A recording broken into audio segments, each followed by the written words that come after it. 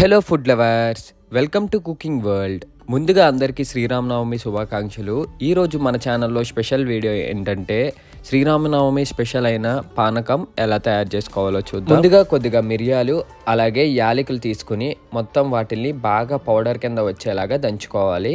తర్వాత పానకం తయారు చేసుకోవడం కోసం ఒక బెల్లం అచ్చు తీసుకుని వాటిల్ని ముక్కల కింద విరగ్గొట్టి ఇప్పుడు వీటిని పౌడర్ కింద అయితే తయారు చేసుకోవాలి. వెనకాల పత్రం కానీ లేకపోతే ఏదైనా సుత్తు కానీ ఉంటే ఈ బెల్లాన్ని మనం పౌడర్ కింద అయితే చేసుకోవాలి. అప్పుడే వాటర్లో బాగా కరుగుతుంది అనమాట. అప్పుడు మనకి కరెక్ట్గా ఉంటుంది పానకం తయారు చేసుకోవడం కోసం.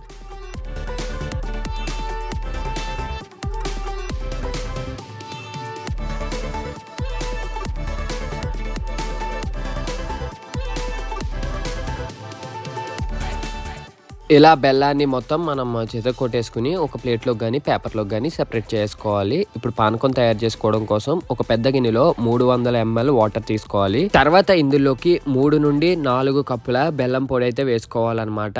మనం ముందుగా చేత కొట్టుకున్నాం కదా, ఆ బెల్లం అయితే ఇందులో వేసుకోవడమే. తీపి ఎక్కువ తినే వాళ్ళైతే కొద్దిగా ఎక్కువ వేసుకోవచ్చు. మేమైతే ఒక 4 చిన్న కప్పుల బెల్లం అయితే వేసుకున్నాము 300 ml వాటర్కి.